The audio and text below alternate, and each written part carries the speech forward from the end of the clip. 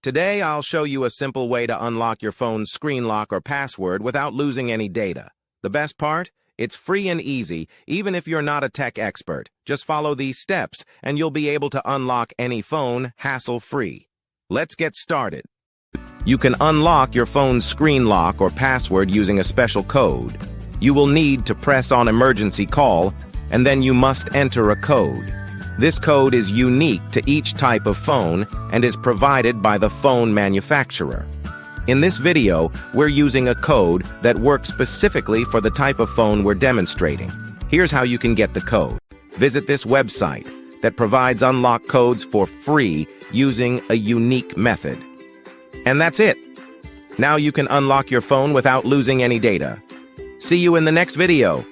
Bye.